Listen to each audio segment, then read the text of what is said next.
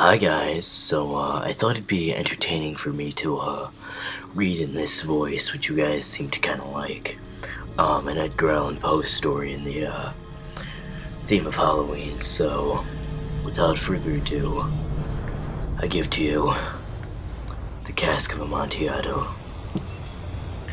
The thousands of injuries of Fortunato I had borne as best I could, but when he ventured upon himself, I vowed revenge.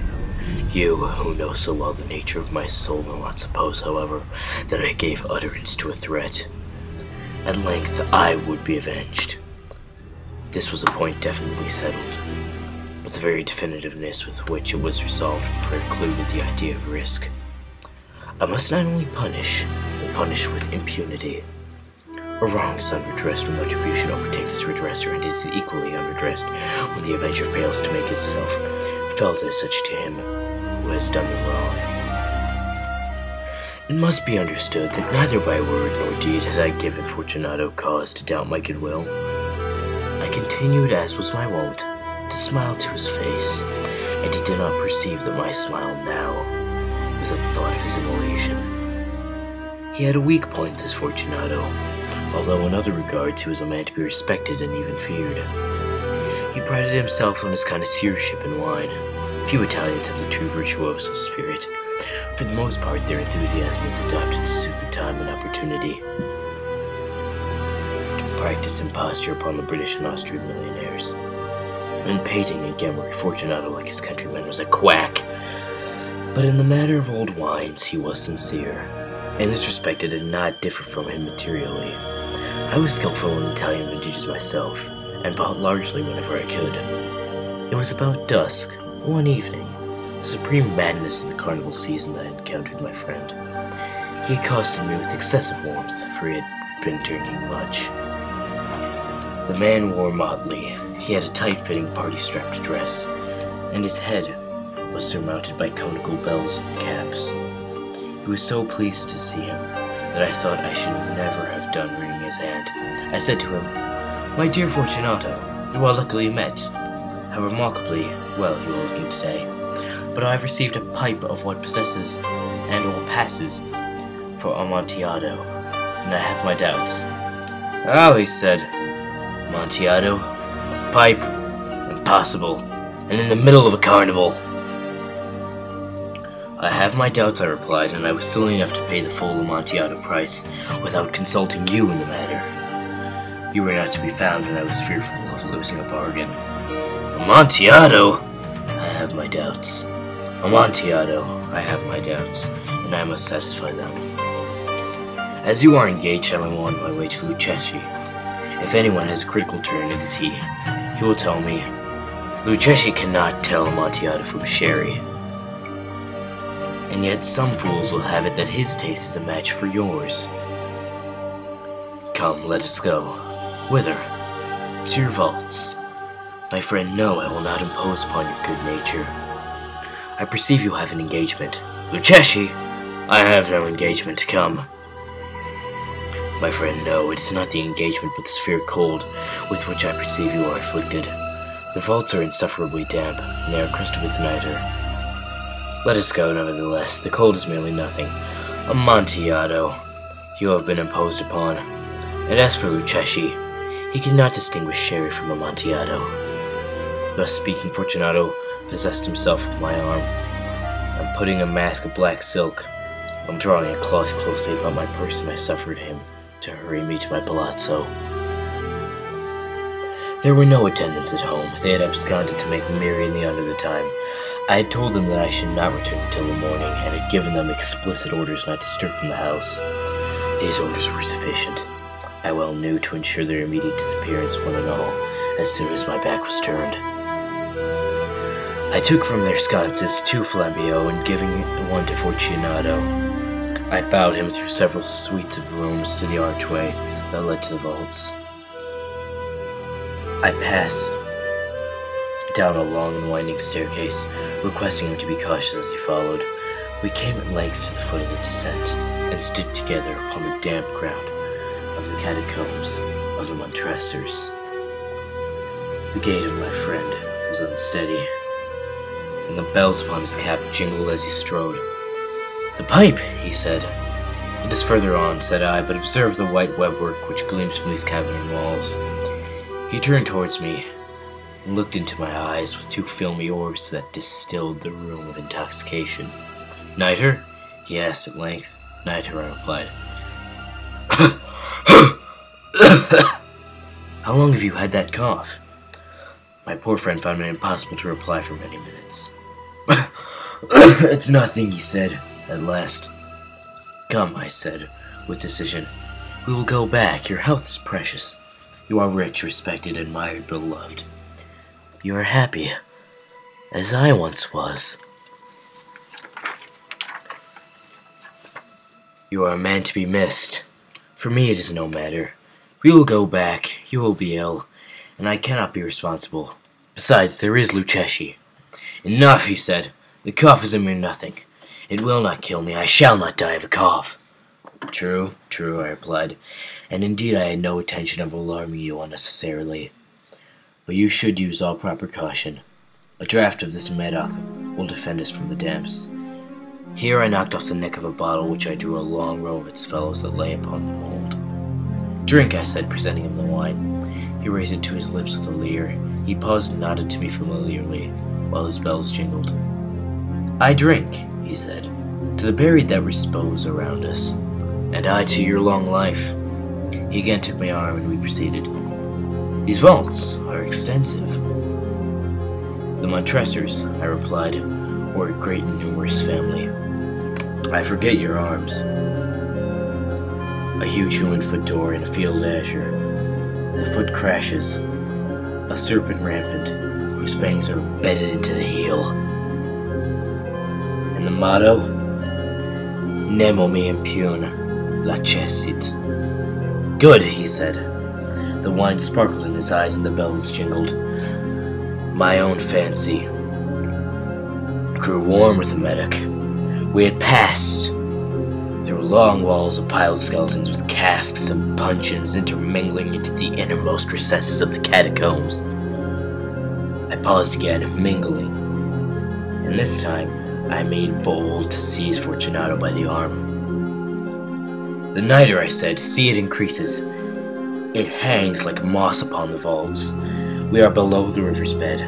The drops of moisture trickle among the bones. Come, we will go back ere it's too late. The cough." "It's nothing," he said. "Let us go on. But first another draught of the Medoc." I broke and he reached him a flagon of de Grave. He emptied it at a breath. His eyes flashed with a fierce light. He laughed and threw the bottle upwards with gesticulation I did not understand. I looked at him surprised. He repeated the movement, a grotesque one. "You do not comprehend?" he said. "Not I," I replied. "Then you are not of the Brotherhood." "How? You are not of the Masons?" "Yes, yes," I said. "Yes, yes." "You? A Mason? Impossible." "A Mason," I replied. "A sign," he said. "A sign." "It is this," I answered, producing from beneath the folds of my cloth a trowel. "You jest," he exclaimed, recoiling a few paces. "But let us proceed to the Amantillado." "Be it so," I said, replacing the tool beneath the cloak and again offering him my arm. He leaned upon it heavily. We continued our route in search of the Amantillado. We passed through a range of low arches, descended, passed on, and descending again, arrived at the deep crypt in which the foulness of the air caused our flambeaux rather to glow than to flame.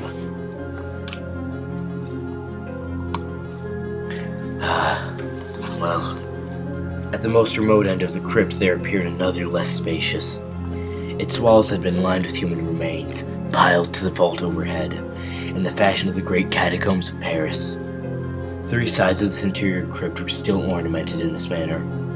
From the fourth side the bones had been thrown down in this manner, from the fourth, and lay promiscuously upon the earth, forming at one point a mound of some size. Within the walls thus exposed by the displacing bones, we perceived a still interior crypt or recess. In depth at above our feet, in width 3 and height 6 or 7, it seemed to have been constructed for no special use within itself, but formerly merely the interval between the two of the colossal supports of the roof of the catacombs, and was blocked by one of the circumscribing walls of solid granite. It was in vain that Fortunato, uplifting his dull torch, endeavored to pry the depths of the recesses. Its termination, the feeble light did not enable us to see. "Proceed," I said. "Herein is the Amantillado. As for Lucchesi, he is an ignoramus," interrupted my friend, as he stepped unsteadily forward, while I followed immediately at his heels. In an instant he had reached the extremity of the niche, and finding his progress arrested by the rock, stood stupidly bewildered. At a moment more, and I had fettered him to the granite. In its surface were two iron staples, distant from each other about 2 feet. Horizontally from one of these depended a short chain, from the other a padlock, throwing the links about his waist. It was but the work of a few seconds to secure it. He was too much astounded to resist. Withdrawing the key, I stepped back from the recess. "Pass your hand," I said, "over the wall. You can't help feeling the niter. Indeed, it is very damp. Once more, let me implore you to return. No? Then I must positively leave you, but I must first render you all the little attentions in my power." "The Amantillado!" ejaculated my friend, not yet recovered from his astonishment. "True," I replied. "The Amantillado." As I said these words, I busied myself among the pile of bones of which I had before spoken. Throwing them aside, I soon uncovered a quantity of building stone and mortar. With these materials, and with the aid of my trowel, I began vigorously to wall up the entrance of the niche. I had scarcely laid the first tier of the masonry when I discovered that the intoxication of Fortunato had in great measure worn off. The earliest indication I had of this was a low moaning cry from the depth of the recess. It was not the cry of a drunken man. There was then a long and obstinate silence. I laid the second, third, and fourth layer, and then I heard the furious vibrations of the chain. The noise lasted for several minutes, during which, that I might hearken to it with more satisfaction, I ceased my labors and sat down upon the bones. When at last the clanking subsided, I resumed the trowel and finished without interruption the 5th, 6th, and 7th tier. The wall was now nearly upon level with my breast. I again paused, and holding the flambeau over the mason work, threw a feeble rays upon the figure within. A succession of loud and shrill screams, bursting suddenly from the throat of the chained form, seemed to thrust me violently back. For a brief moment I hesitated, trembled, unleashing my rapier. I began to grope with it about the recess, but the thought of an instant began to reassure me. I placed my hand upon the solid fabric of the catacombs, and it felt satisfied. I reapproached the wall. I replied to the yells of him who clamored. I re-echoed. I aided. I surpassed them in volume and strength. I did this, and the clamor grew still. It was now midnight, and my task was drawing to a close. I had completed the 8th, 9th, and 10th tier. I had finished a portion. Of the last and 11th, there remained but a single stone to be fitted and plastered in.